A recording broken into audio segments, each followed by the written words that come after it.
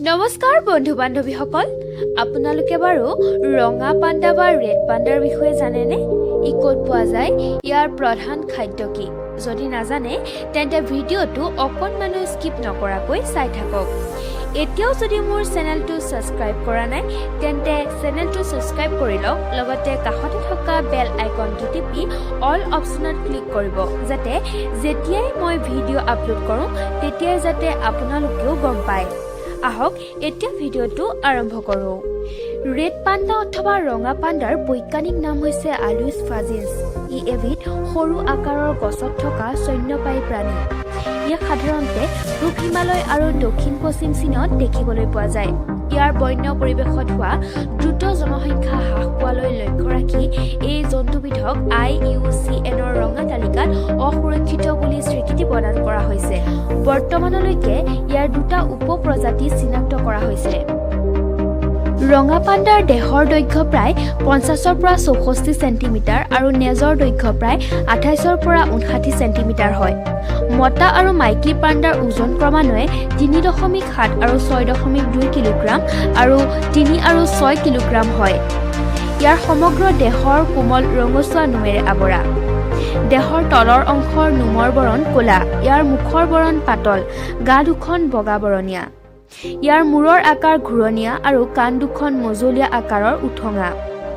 নাক ক'লা আৰু চকুযোৰ গাঢ় ক'লা বৰণৰ। পাণ্ডাৰ নেজৰ শকত আৰু নুমাল হয়। ইয়াৰ নেজডালত পথালিকৈ ছডাল কমলা ডাঠ আঁচ থাকে। ইয়াৰ ঠেং ক'লা আৰু চুটি হয়। ইয়াৰ নুমাল ছালখনে পাণ্ডাক অত্যাধিক ঠাণ্ডাৰ পৰিৱেশত দেহৰ উষ্ণতা নিয়ন্ত্ৰণ কৰাত সহায় কৰে। পাণ্ডা কেৱল হিমালয় পৰ্বতৰ অৰণ্যতহে দেখা পোৱা যায়। ইয়াক পশ্চিমে নেপালৰ পৰা পূবে চীনলৈকে দেখা যায়। ইয়াৰ ভিতৰত তিব্বত, ভাৰতৰ ছিকিম, অসম আৰু ভূটান, বাৰ্মাৰ উত্তৰৰ পৰ্বতীয়া অৰণ্য, দক্ষিণ পশ্চিম চীন, ইউনান আদি পাণ্ডাৰ বাসস্থান হিচাপে অন্যতম। উত্তৰ অৰুণাচল প্ৰদেশতো পাণ্ডাক দেখিবলৈ পোৱা কিছু তথ্য পোৱা যায় যদিও নিশ্চিত সূত্ৰ পাবলৈ এতিয়াও বাকী। পাণ্ডাৰ বিস্তৃতি তুলনামূলকভাৱে বিভক্ত। এনে এটা বিভক্ত গোট মেঘালয়তো থকাৰ প্ৰমাণ পোৱা গৈছে। ৰঙা পাণ্ডাই নিজৰ একোটা এলেকা অধিকাৰ কৰি লয়। সাধাৰণতে ই অকলশৰীয়াকৈ থাকে, কেৱল প্ৰজননৰ সময়তহে জোৰ পাতে। কেতিয়াবা হুইছেলৰ দৰে কিছু শব্দ কৰাৰ বাহিৰে বাকীৰ সময়ত ই নীৰৱেই থাকে।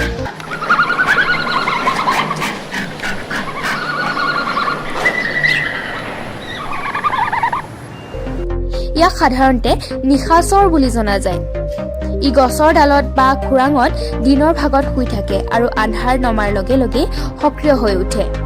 গৰম দিনত ই ঠেং ওলমাই গছৰ ডালত জিৰণি লয় আৰু ঠাণ্ডা হ'লে ভুৰ খাই নেজডাল মুখত দি ৰাখে। পাণ্ডাৰ উষ্ণতাৰ পৰিৱৰ্তনৰ প্ৰতি খুবেই সজাগ বুলি জনা যায়। 17ৰ পৰা 25 ডিগ্ৰী ইয়াৰ বাবে আটাইতকৈ উপযোগী উষ্ণতা বুলি তথ্য পোৱা গৈছে। ই 25 ডিগ্ৰীৰ ওপৰৰ উষ্ণতা সহ্য কৰিব নোৱাৰে বুলি জনা যায়। ৰঙা পাণ্ডা গছত বগোৱাত খুবেই পাকৈত আৰু ই প্ৰধানকৈ গছৰ পাত খাই জীয়াই থাকে। বাঁহ গছৰ বিভিন্ন অংশ ইয়াৰ প্ৰিয় খাদ্য।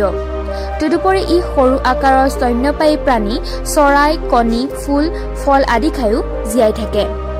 পাণ্ডাই 18 মাহৰ বয়সৰ পৰা প্ৰজননৰ বাবে উপযুক্ত হৈ উঠে। অৱশ্যে ই 2-3 বছৰৰ বয়সতহে প্ৰকৃততে পূৰ্ণবয়সস্থ হয়।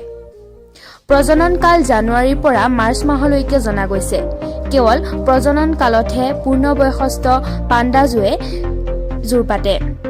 মতা মাইকী উভয়ে একাধিক জন্তুৰ সৈতে প্ৰজনন কৰে। ভিডিঅ'টো চাই কেনে পালে জনোৱাৰ লগতে লাইক, কমেণ্ট, শ্বেয়াৰ কৰিব নাপাহৰিব।